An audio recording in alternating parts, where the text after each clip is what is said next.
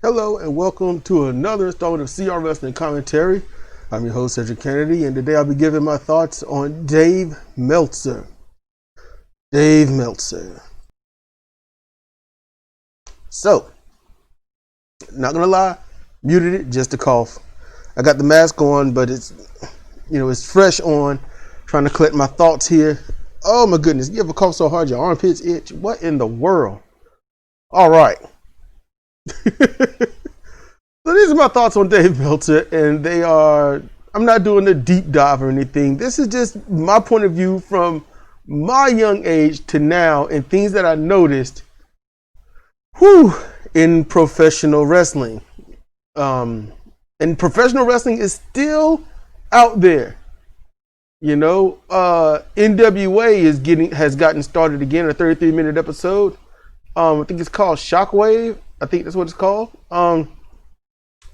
Mike Bennett faced Nick Aldis for the National Wrestling Alliance World Heavyweight Championship. So, hey. And honestly, you see Camille and you got others in action. Eli Drake, every match was good. It was so refreshing. Okay, just absolutely refreshing to see actual professional wrestling. We marked out, we cheered, we were all over the place over here. Oh man, it just felt right. And if you see the thing on your left, which is one of my events, which I do commentate, but this was a summer series opener, Crashing Seas Storm Surge tournament, where I commentate all the matches. And no, I don't do the record and then voiceover. Nope, I voice it. I'll do the voice while I watch it because I'm lazy and I don't feel like doing all that other stuff. I got to do it right then, right there. But okay, so let's just jump into this, all right? Because for those that were like, "Oh my God, you're taking too long," they're gone. And we got some awesome people. I mean, just outright awesome people that are just hanging there and whatnot. So here goes. When I first heard of Dave Meltzer, literally it was when I started watching the National Wrestling Alliance.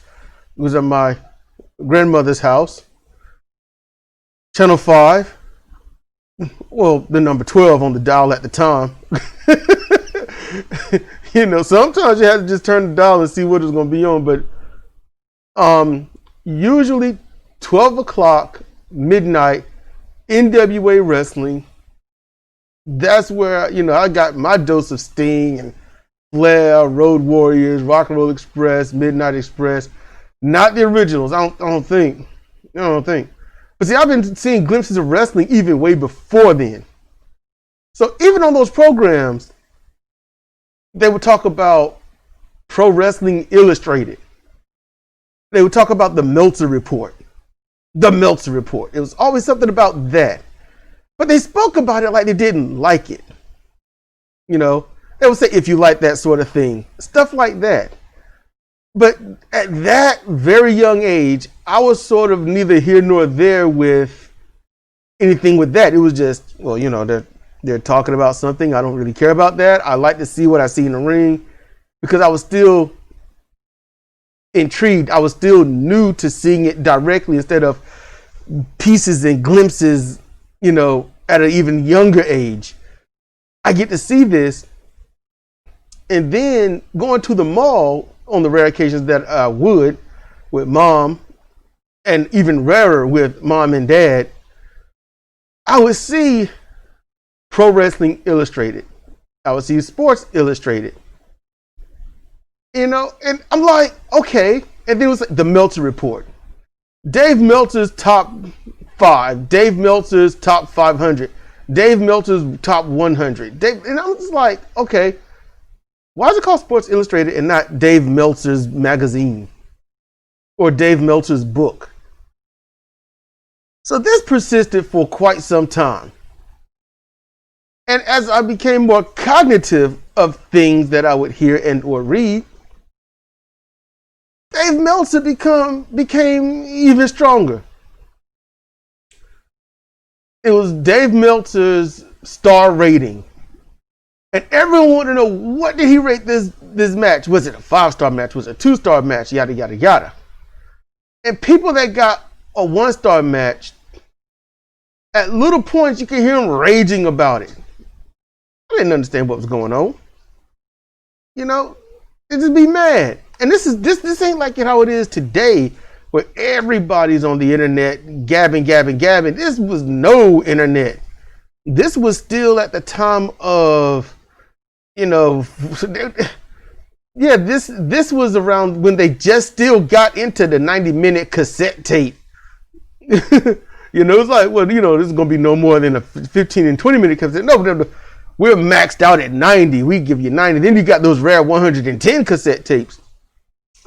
It was also at the time where VCRs were getting from the 6-hour on long play, no, extended play EP, to they had 12 and 18 hours. And it's like, oh my goodness, so much stuff you can get up on the VCR tape. Yeah, I know, I got like 14 tapes of videos from what's BET, MTV. That's about it. That's pretty much all that was playing music back then. You know, into certain rock, into, you know, rock and roll, R&B, rap, hip hop. You know, if it sounded good, I liked it. That's just pretty much where it was for me. And Dave Meltzer at points was even mentioned on those shows, not BET, but MTV, talking about wrestling and if they agreed on certain match ratings. And I'm like, why is Dave Meltzer so popular? Does he run a company? Where is it? I asked my friends about, you know, well, do you know anything about Dave Meltzer? More than just he controls everything? And they're like, who's that? And I'm like, this is the show. Listen to the show. And they're like, no, man, I don't even know nothing about Dave Meltzer. But we all agreed that the last name was cool. We thought Meltzer was cool. So Meltzer he was just like the end all be all of someone I have never seen. Never seen. And I was like, I just want to know what this dude looked like. Where did he get his start? How did he get this level of power in wrestling?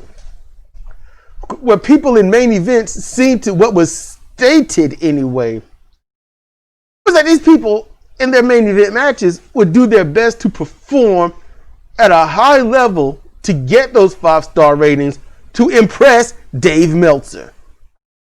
And I'm like, these dudes are trying to impress this man. Now, all this time, in truth, it could have been a work. It really could have been a work. Just, hey, we just saying this stuff to get Dave Meltzer and Sports Illustrated or Pro Wrestling Illustrated over. Yeah, it could have been anything. I don't know. But I certainly bought into Dave Meltzer was the guy that everyone had to prove something to. And people that got like 1-star match, they're like, yeah, he don't know what he's talking about. He sucks, yada, yada. That match was good, yada, yada. But I never heard any. I can't recall ever hearing Dave Meltzer talk. I can't recall anyone citing a full column. So I just kept hearing about his ratings and Pro Wrestling Illustrated Hall of Fame. And I'm like, well, how do you get in there? What do you got to do to get into the Pro Wrestling Illustrated Hall of Fame? Then it was called Dave Meltzer's Hall of Fame. Meltzer's picks for the Hall of Fame. I had no idea Meltzer was just coming up with stuff and making stuff up and then trying to legitimize it. Basically, it was at its time, it was the WWE Hall of Fame. Meant nothing. No one really cared, but it was nice to see that he selected certain people. But with all the inside knowledge he had, knowing match outcomes, the storyline, how things were going to go, how things were rolling. And even then people said, how does he get this? It was like he's a kind of weird pest. So it was just, how does he do it? Where does he come from? And all this, it just impressed this man, love this man, worship this man. This man controls your wrestling future. Some people say literally, Dave Meltzer can control your destiny in professional wrestling. And so I'm sure Meltzer at points was on a tightrope of, if I say something bad against someone that's been proven to be overpopular, I'm going to get messed up. But if I say something to put somebody over that's not so popular, then they get a boost up, which was also spoken of. Okay, so we've gone over how all epic Dave Meltzer is. Roughly about the time of, I would say I stopped hearing about Dave Meltzer around 2005. Around the same time I got into my first multiplayer online role-playing game. Well, massive multiplayer online role-playing game. That was Final Fantasy XI. But even though I got into that, and I would play that game for like almost an entire day at times, I still made room for professional wrestling because that's just me. You know, I love the game and I enjoy playing with the Japanese people in the game, and they helped me out and I helped them out, and we found that mutual love for each other and formed statics. But man, when it came to wrestling, it's like y'all gonna have to just take a back seat. It didn't matter where it was. I would order wrestling, New Japan Pro Wrestling. You know, I ordered theirs, and you know, from a couple of websites. It sucks that they're gone. But yeah, I would order theirs, and I just wouldn't hear anything about Dave Meltzer. So ultimately, it's just and then I'm able to watch on a certain area in the internet, New Japan Pro Wrestling. Cool. Bullet Club is a thing. So this gives you a timeline. This is not AJ Styles. This is not Carl Anderson. They were gone. When I got into it, I didn't even know about Bullet Club. Because, you know, I was like, okay, Guerrillas of Destiny. Who they be? Who these people? And Tama Tonga come out, Tonga Loa come out, and I'm like, their entrance alone, I was like, I'm intrigued. Because Japanese wrestling already has the mystique of being like the greatest wrestling. Just like over in Japan, National Wrestling Alliance has the mystique of being the greatest wrestling.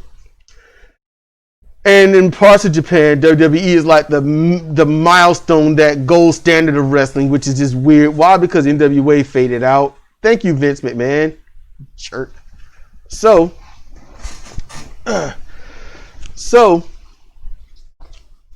watching New Japan Pro Wrestling on and off, but with Guerrillas of Destiny, it kept our interest. And then Don Callis is out there. Now I'm like, who's this voice? Don Callis, who is he? I heard of him maybe a thumb and index finger amount of times in the past. And listening to him, I really only want to give him a forefinger amount of my time. So this dude is really on the bad guy's side. Okay, cool. You got to have your heel commentators. Sometimes they're fun. You know, Bobby Heenan, beautiful heel guy, because I'm going to tell you, he was that kind of heel manager and commentator that literally, I'm like, I don't know if this dude really hates Hogan or not, but he agrees with everything that I've already been thinking. That's what was so bad about that. That's how good he was. You know, so Don Callis, not even a smidge as good as Bobby Heenan. Not nearly. And not even a Jim Ross. And Jim Ross is amazing. Sad to see how he's been used. So now he's talking about Kenny Omega. I'm like, who's Kenny Omega? I have literally heard about Kenny Omega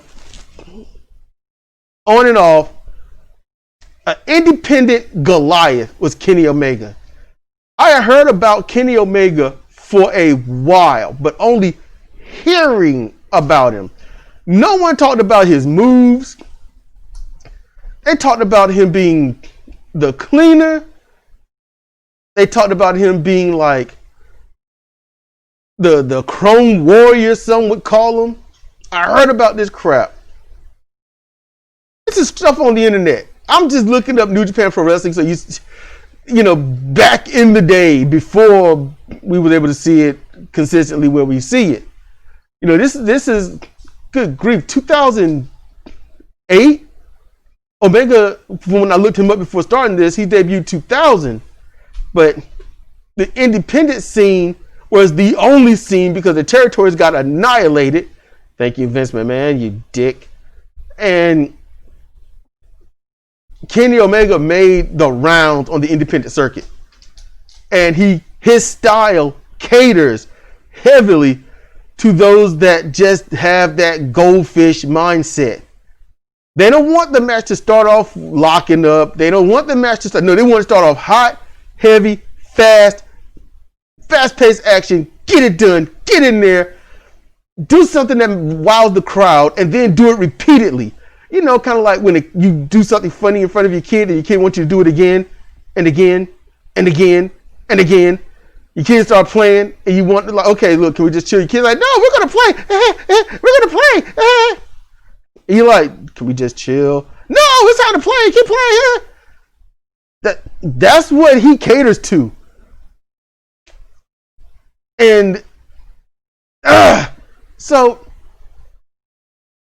he is really going on about how amazing Kenny Omega is, how wrong he has been. And then we see Kenny Omega come out. Okay? They introduce the cleaner, Kenny Omega! And I'm like, okay. He's coming to the ring. What's up with his broom? What's he cleaning? What's the cleaner for? I knew nothing about this. You know, I'd heard of him being the cleaner. I thought maybe he was a custodial, into custodial work, and people just like, we're gonna just we're gonna just nickname you this because it just fits.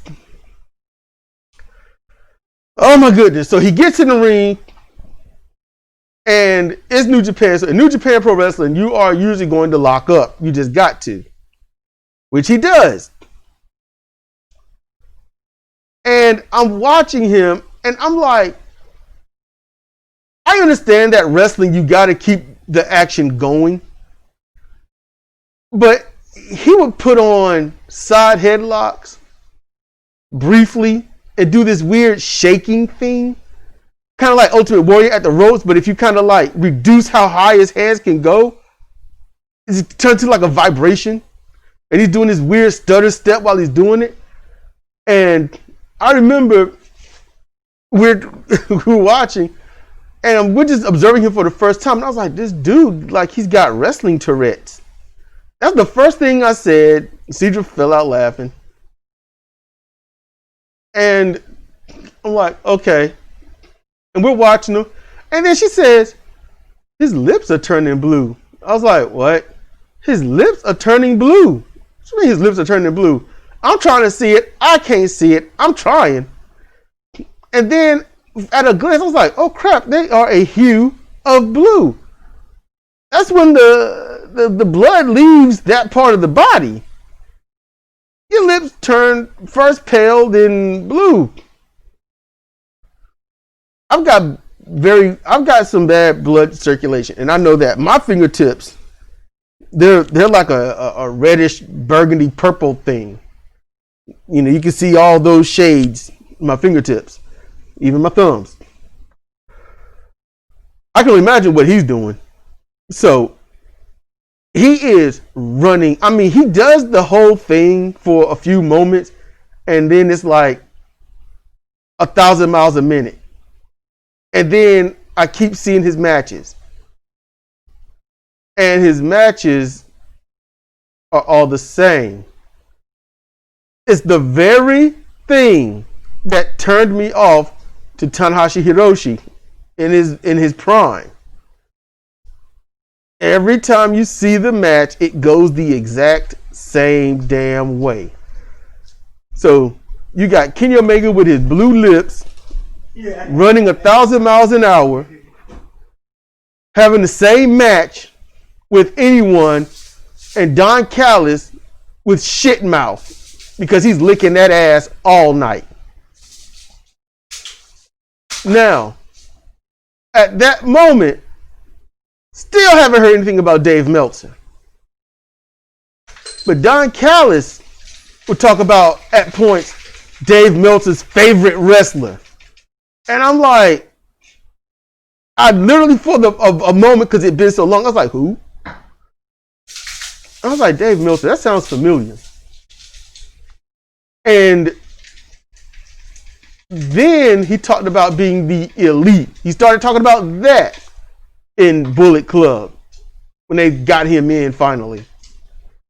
And the Bucks were there. When the Bucks got to New Japan, that we had noticed, I don't know if they could have been there for the 50th time. We don't care. But it was our first time seeing the Young Bucks. And seeing the Young Bucks, they look so goddamn slimy. Now, I had seen the Young Bucks on independent circuit here and there. I saw them on TV somewhere else. I can't remember what it was. But I thought their match was pretty damn good. Headlocks, takedowns, holds, tag team, get your tag partners back, cut the ring off.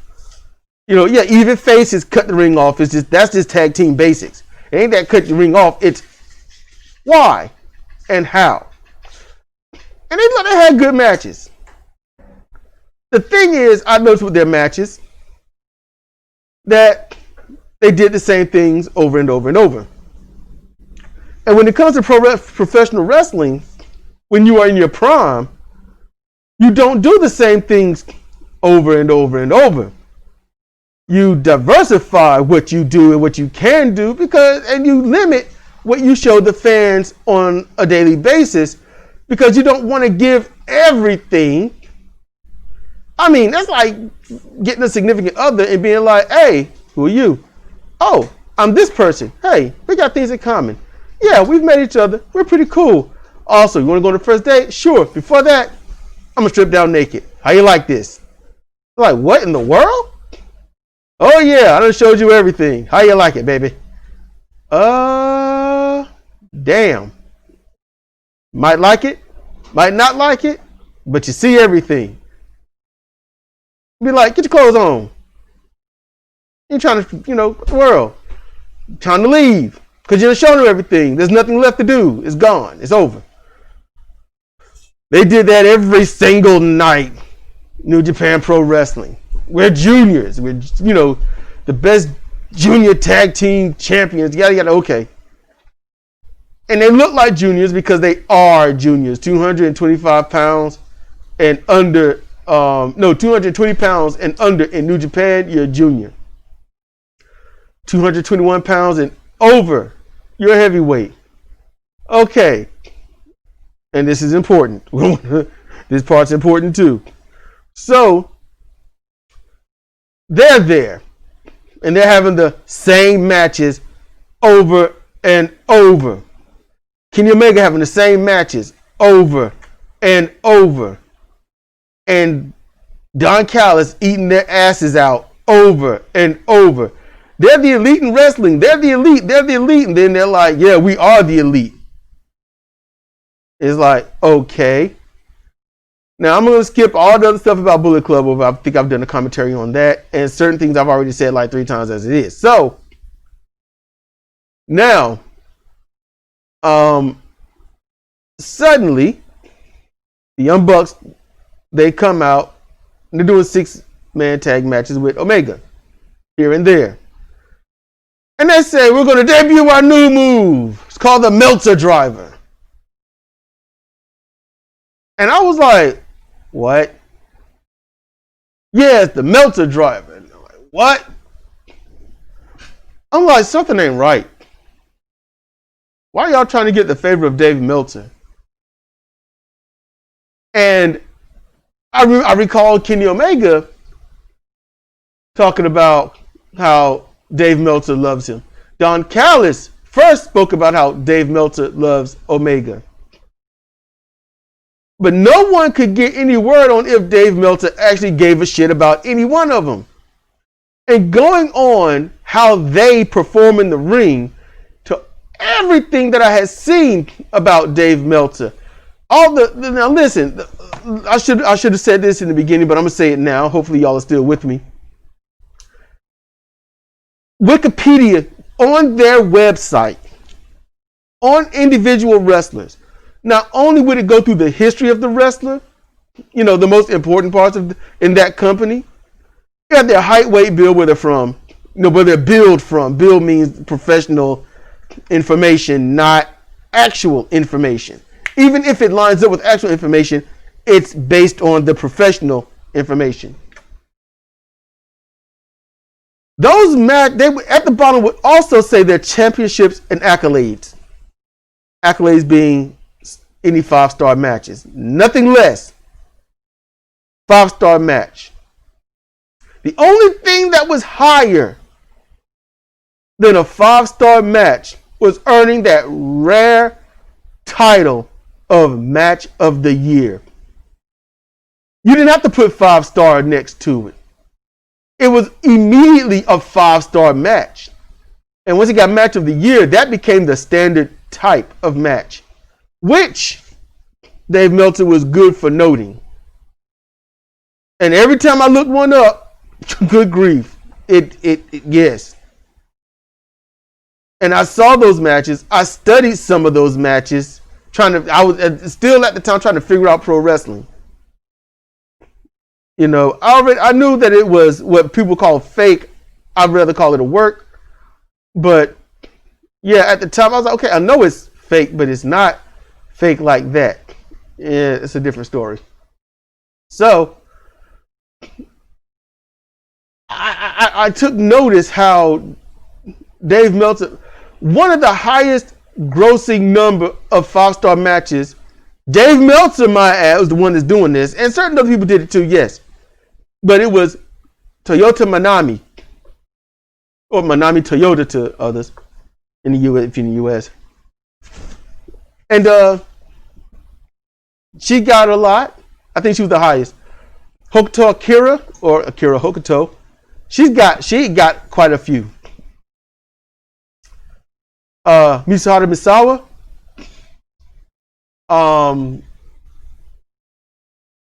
Kobayashi,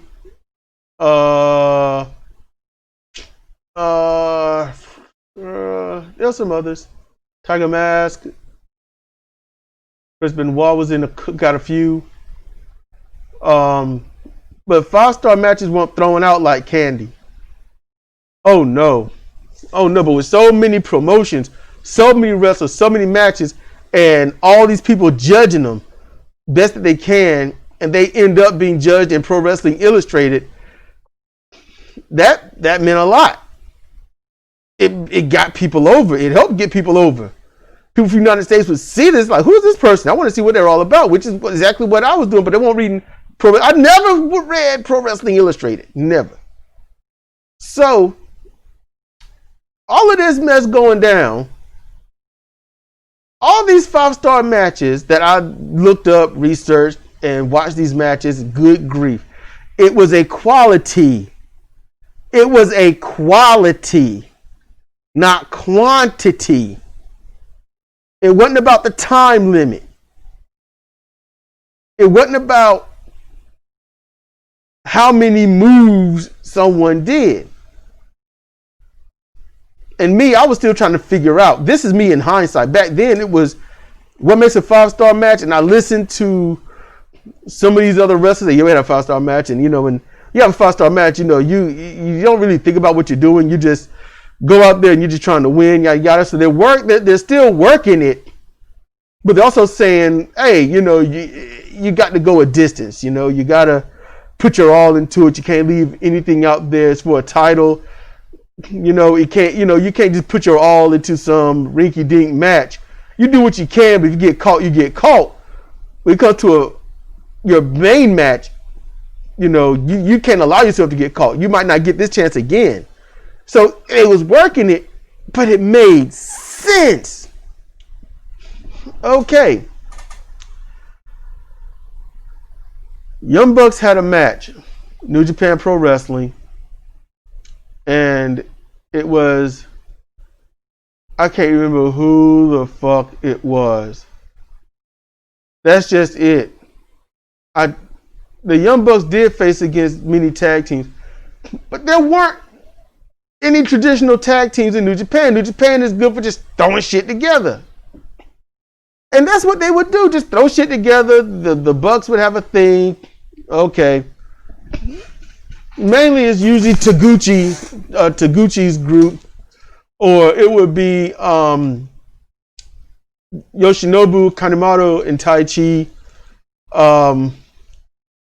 or it would be like Dragon Lee and somebody, just throwing people together. And those matches, I'm watching them, and at best, I would rate them 2-star. Literally, that's what Dave Meltzer would have been anyway. He would have been 2 or 3-star. 3 is just standard. He would rate some of those matches as 5-star. And I remember thinking, how did this match get to be 5 stars? This match was just below basic. It was just the Young Bucks hitting serial moves, just back to back to back to back, get their ass whooped, and then immediate comeback like they hadn't been beat on. Literally, that should be a 2 to 1-star match because of that. When you show a lot of cooperation, it killed the stars. When you don't sell your moves, when you don't sell the pain, when you don't sell the point of the match, it lowers the stars. Supposedly. This is when I was really believing in the star system. And I believe in my star system, which is still formulating because Dave Meltzer I'll get to that. You already know it. I'm just going over my timeline. That's all I'm doing. And going on how this looked and a little bit more. So hang in there. All right. So these matches that were rinky dink, even the title matches, 5 stars. Just 4 and 5 stars. 4 and 5 stars. No matter what they did. It's for you, Dave. Meltzer driver. It's for you, Dave. Okay. Don Callis is all about some Kenny Omega. The Young Bucks is all about Dave Meltzer. And suddenly, people are kind of slowly but surely buzzing a bit about Dave Meltzer. He scored the Bucks match a 5-star. I don't understand why. And then some would say, he scored it that high. I got to see it. Wow, the Young Bucks, I like all the moves that they're doing. I like the Young Bucks. Dave Meltzer's right.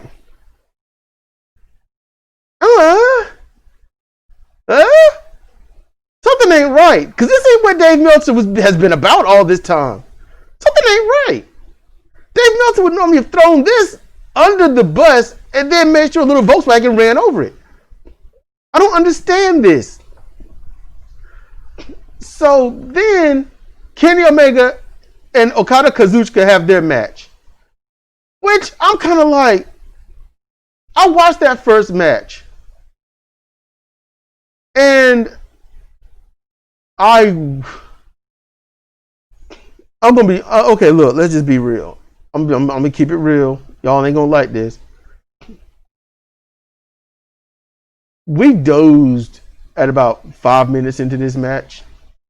We're used to Kenny Omega doing the same old. And Okada wasn't necessarily letting all of that happen. He was dictating the match. He was controlling the match.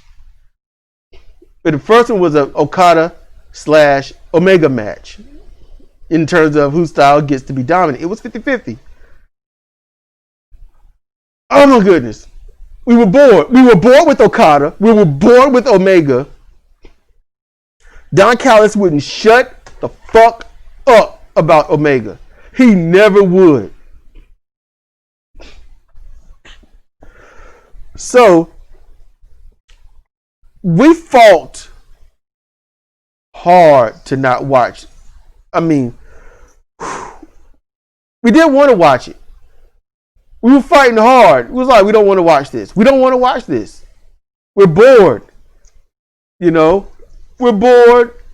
We know Okada's going to win because he wins every match. And we don't, as sick of Okada we were, Kenny Omega would have been worse. And we're watching the match. They're not doing anything impressive. They're not breaking the mold. They're not breaking anything. They're not doing anything grandioso. It's the same everything. It's literally their base match with a lot of outside the ring and in-ring laying on the mat, laying on the floor time. It's the same thing. Okada helped pick the best moments for Kenny to mount his comebacks and look good, try to look good doing it. That's good, that's great. But we're watching it, and to me, I said a main event should not go like this. You know, there are 3-star matches I've seen where at the end, you know, like it was Sasaki Kinsuke against Genichiro Tenryu, and they were popping each other in the face. They were throwing some potatoes. 3 stars, but memorable. Memorable. I've seen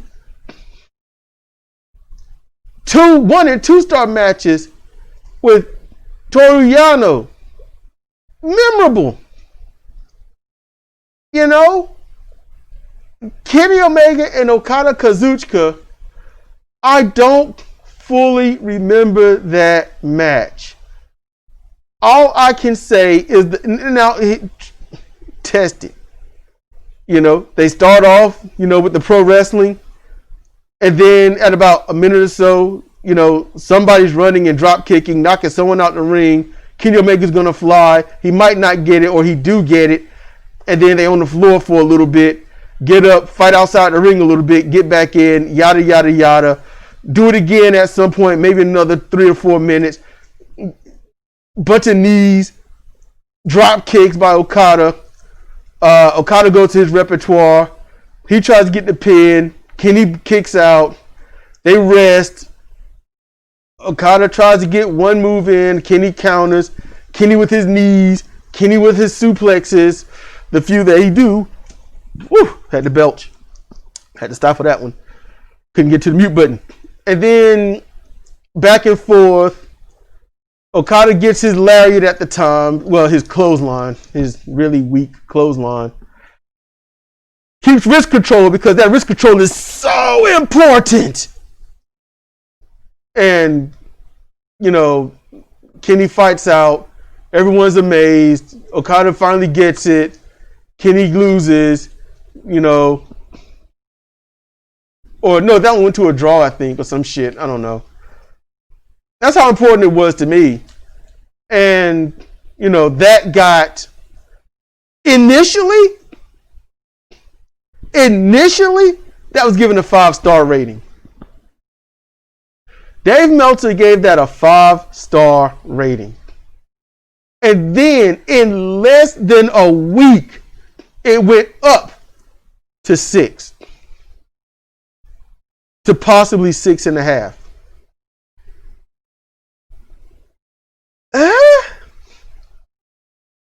And that was after Don Callis and the Young Bucks was talking about how it was more than 5-star. It needs to be more than 5-star. It's got to be more than 5-star. And all of a sudden, yeah. Oh, guess what? It's officially the first 6-star match.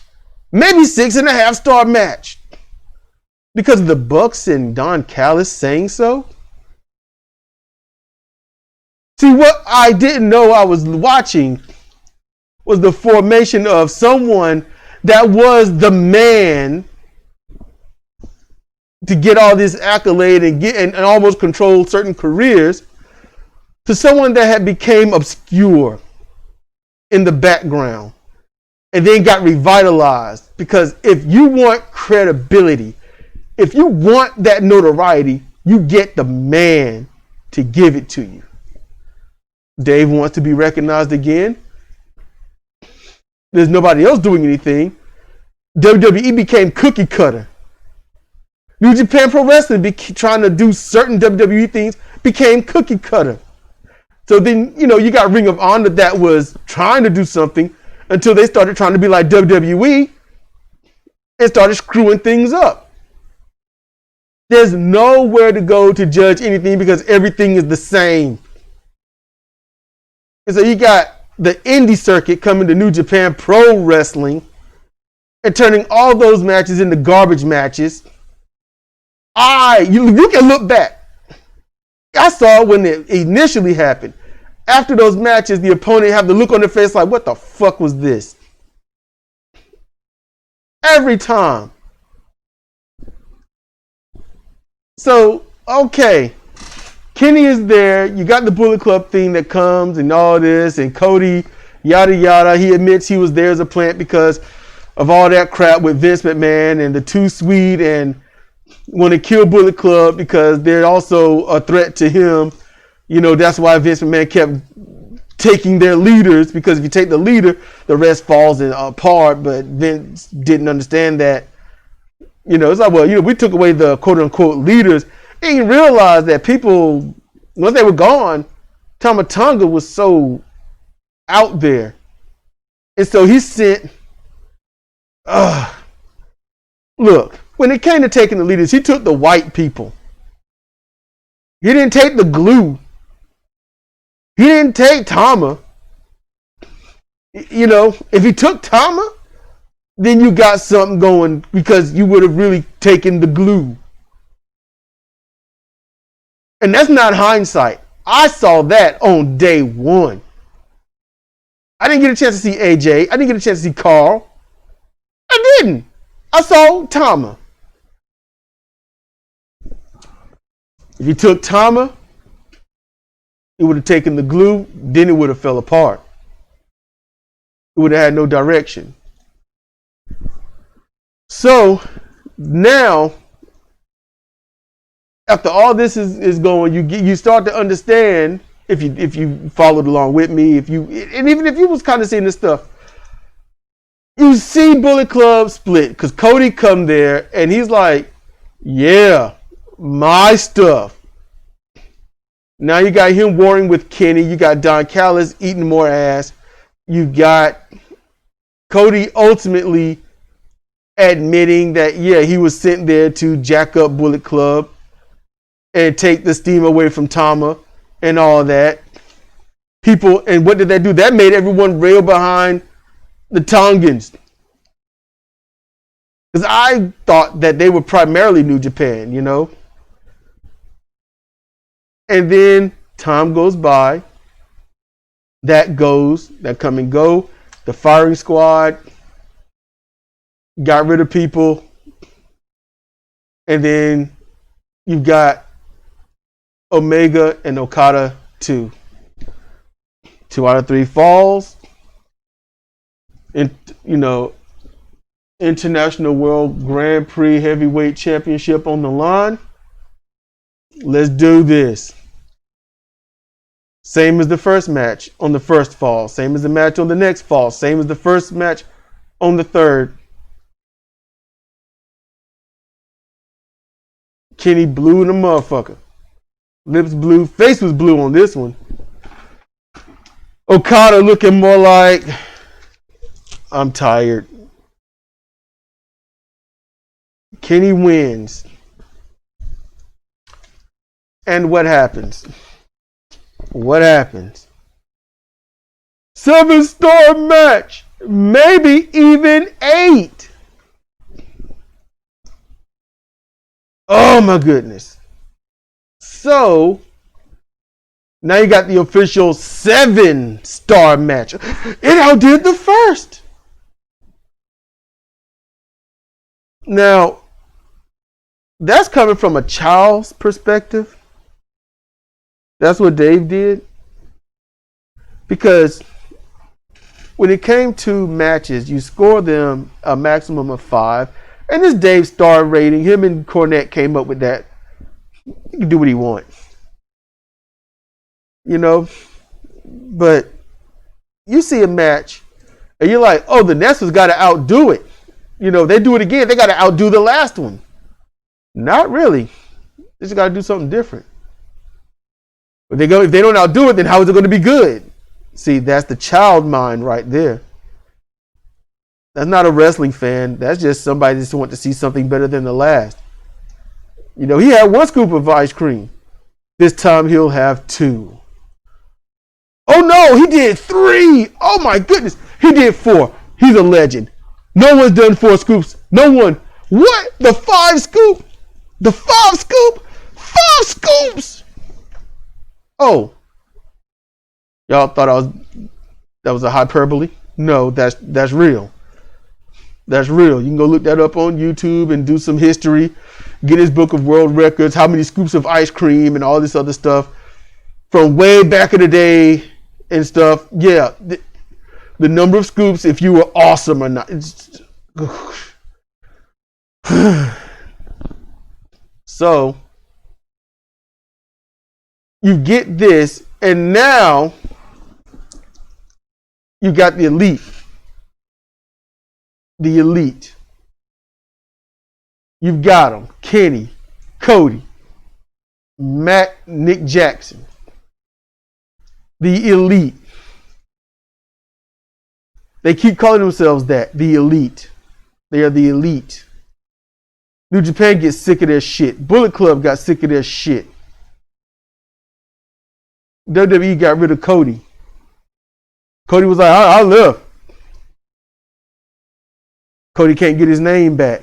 Cody is mad. Cody is angry. He's angry at Triple H. Angry at Vince McMahon. Angry at how everything had to go down. Angry about his career in WWE and then what he was sitting to do at New Japan. Angry.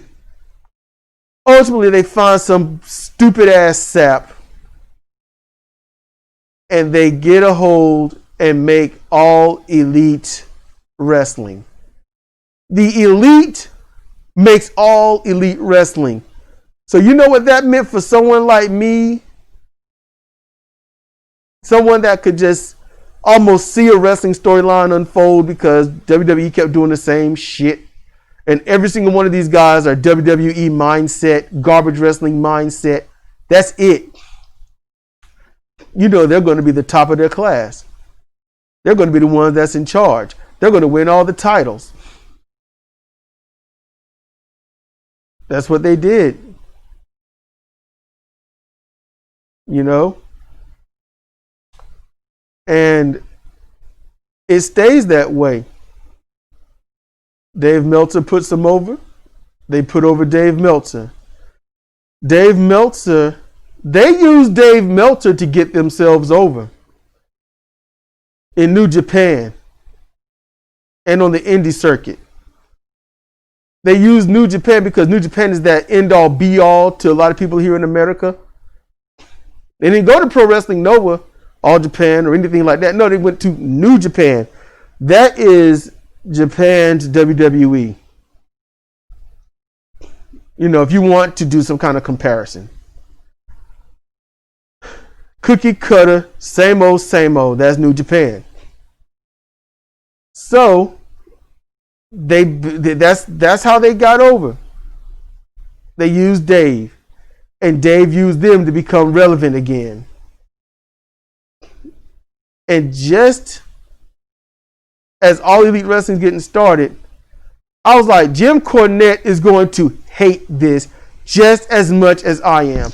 But for me, I knew it was going to be shit-tacular, but I was like, look, people need jobs. We need another wrestling company. Be careful what you say you need. My bad, y'all.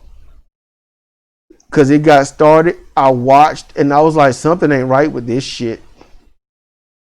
And there's some watch-alongs up here.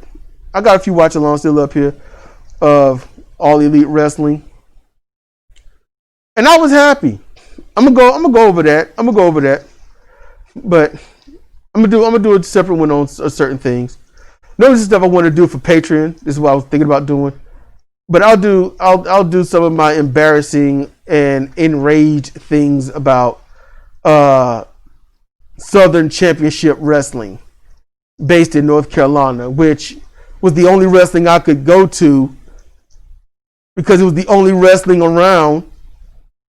And so it was a drive, like a damn, I don't know, man. Maybe I should have went to sleep driving. But it was a drive to every show.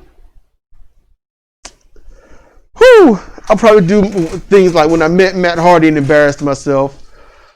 You know, when I met Colonel De Beers and got pissed while embarrassing myself. Things like that, you know. And some of the other wrestlers there and certain crowd things that was happening. I'll go over that. Serial thrillers. You know, it's a lot of stuff. You know, Shane Helms. You know, Christian York and things like that. It's Otto Schwanz.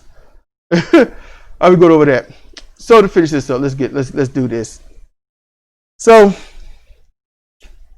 that's what they've done. They've used each other to get each other over. Jim Cornette chimes in. He says the same shit I was thinking.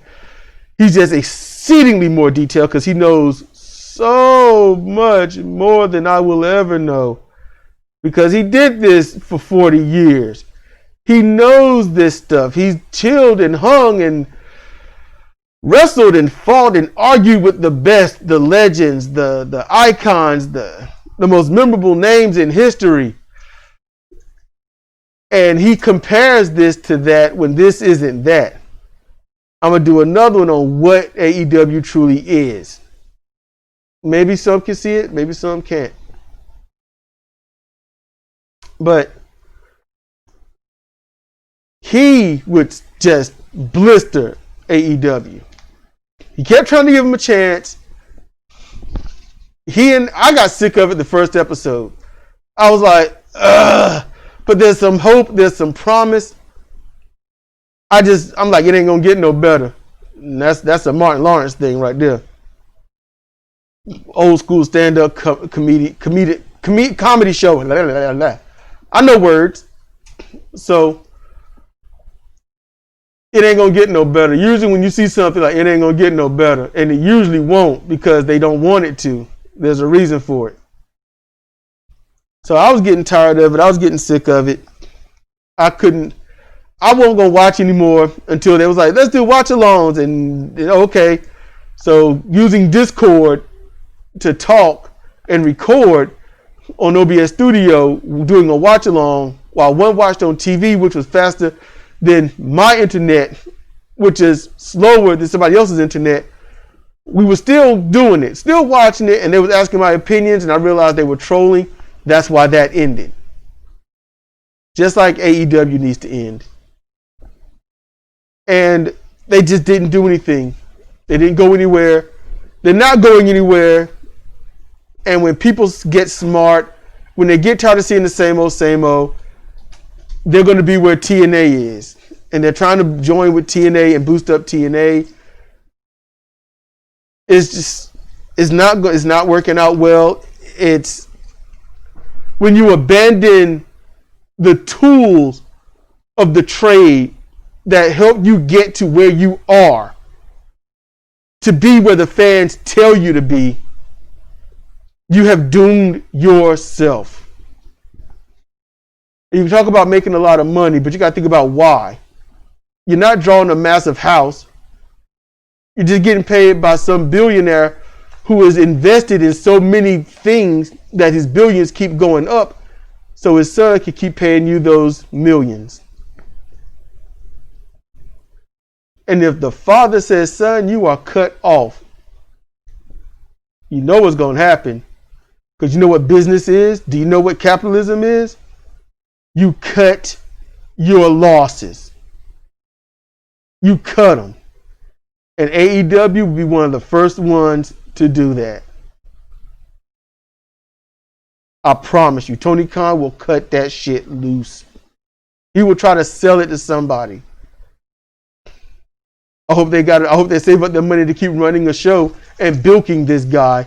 Because if you got to run it based on you and not this guy's absolute amount of money, woo! Because luckily, over those years, Omega and the Bucks were the king of the independent stupidity. And they gained a strong cult following in the professional wrestling world.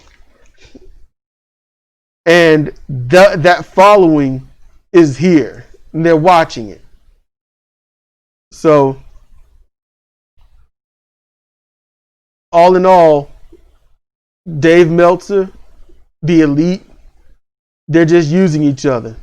And they're going to stay relevant by talking trash against Jim Cornette. And Jim Cornette was relevant before, during, and will be afterwards. Because he is definitely telling the truth. He knows what to do and say. And Dave Meltzer, Jim Cornette have agreed on so much in the past and present, well, near present, that it at first baffled Jim Cornette on why he was saying what he was saying. It baffled Jim Cornette that Dave Meltzer would give any good accolades to these elites when he knows better. People want to stay relevant at all costs. And the final thing was putting Kenny Omega in the Hall of Fame in the middle of his career when he's done nothing. He's done nothing. He's just popular. This is Hall of Fame. It delegitimizes his Hall of Fame. That's what it's done. That's what it's doing. And if they do a tag team Hall of Fame, he's going to put the Young Bucks in there. And he'll probably soon, next year or year after, put Cody in there. Dave Meltzer is just trying to stay relevant, trying to stay popular, trying to stay liked. And he will go against everything that he knows how pro wrestling should be to be there. And that's my belief on it. I don't know how true that motive is, but everything else I said is true. Did him want to say relevant? Hey, maybe he don't care. I don't know. But I know what's happened so far. Look at that on the screen. 100% rating. That's a 5-star match. That's by the game standards. I've gotten 5 stars before. I don't get them all the time, but I've gotten them before and disagreed with them. You know? So, in any case, that's everything that I could go over. And I know this went long, but I really wanted to go into everything that led me to where I am today on Dave Meltzer and how it got to where it is. Dave Meltzer was that guy. He knew, he knows, he still knows, but he turned his back on it. Just like Kenny Omega and the Young Bucks. Yeah, they got trained by some who the hell are these people? Probably just trying to get somebody in the door. You look good, you're small, you can fly, okay, cool. But then you got the Young Bucks that was trained by Marty Jannetty. And I thought, how would Marty feel about the Bucks? He might say something nice about them, really nice. Like, oh yeah, they're great, they're young, they got a great future, yada yada. But then again, I have to think about who Marty Jannetty is in terms of what he presents. He's a clown, he's a ribber, a jokester, can't leave him alone for a second, according to Al Snow. What would wrestling have been like if all those wrestlers in the 1980s that came in from the 1980s to the 1990s, how would wrestling be if they forewent their training and they just was able to get in the ring and do what they want to do? Wrestling wouldn't be how it is today. It would be worse. And it might not even be here at all. And if so, it'd be small niche areas where people just brutalize each other for real, for low money, but they like the pain. They like hearing the crowd pop for them.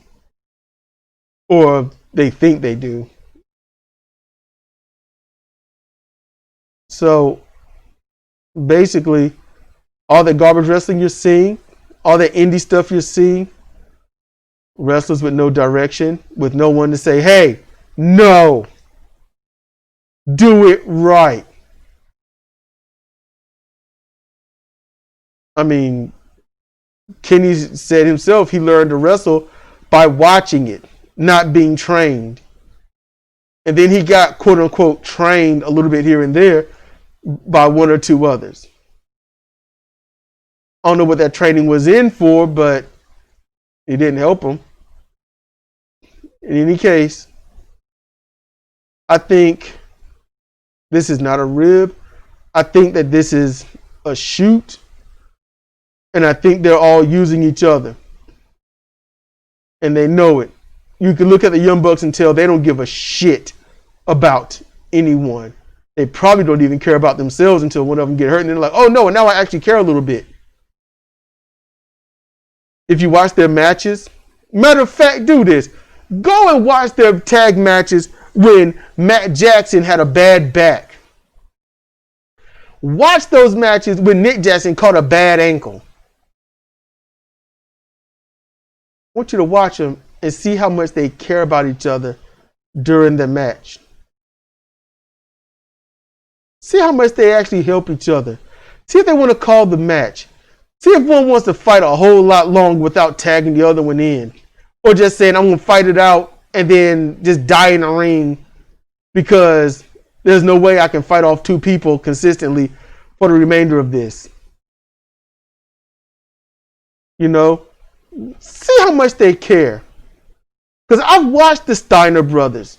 I've watched the Road Warriors, the Rock and Roll Express, two versions of the Midnight Express, the Fabulous Freebirds, only one version, and that's Garvin and Hayes. I've watched them. You know, I've watched Demolition. You know, I've watched, the Colossal Connection. You know, I've seen all of this stuff. High Voltage, Chronic. And I've seen them get hurt in the ring. Somebody get hurt. And I've seen the tag partner concerned. And I've seen them almost do a match solo when they normally shouldn't be in the ring that long in the first place. I've seen it. I've seen them care. I've seen it on Doom. Heels. Showing like they show they give a shit. These Bucks, these faces didn't give a shit. They're using Dave, and maybe Dave is using them. Maybe they know it. Maybe it's the agreement. But what they've done is found a way to mainstream garbage wrestling. And every one of them grew up on the WWE. They grew up seeing that and being like, whoa, that's how you do it. The Vince Russo era is what they grew up on. And that's what they keep trying to mimic. That's what they keep trying to mimic. That's what they love. And they're going to do this random crap with no follow through, no rhyme, no reason, no nothing. Oh my goodness. That's where it's going to be. And that's what we're going to keep seeing. Until somebody comes in and just says no. And I'm going to tell you this right now. It ain't Sting. Yeah, we saw Sting's debut. He debuted with who? Team Taz and Cody. He debuted with those that can actually know what the fuck they're doing. It's selective. Sting has always in his contracts had, I have absolute creative control over me. My character is me. He's always had that. And he's always done 1 to 2 year contracts because he knows someone's going to do something stupid. I don't know if he's ever seen AEW. I don't know. But he is not going to be the one to say, act like you got some sense, everyone, and actually turn this into something. So that's where we are, and it still ain't gonna get no better. Cody's matches might get better. Darby Allin might get a little better here and there. He just might. He has the most potential out of every one of those knuckleheads on that damn program that don't know better. He just might. I give it 5%. 5% chance. Don't put too much stock in it. But yeah, that's all. That's pretty much all I got to say. So for those that hung in this long, that listened and whatnot, man, look, thank you. Thank you. I didn't think I would even talk this long. My voice held up well, even though I'm wearing this mask, so that helps a great deal. And if you want to hear me talk about something, let me know in the comment section or on Twitter at CRW717. And in the description should be my Discord and other stuff. So check the description if you want to talk to me there. When you got questions, talk about this subject. What are your thoughts on this? I'll try. But it's time for y'all to get back to your life for those that have hung in there this long. So thank you for your time, your patience, your energy, and all of that. This has been Cedric Kennedy for CR Wrestling Commentary, giving you my thoughts on Dave Meltzer. Thank you for listening, and good night, everyone.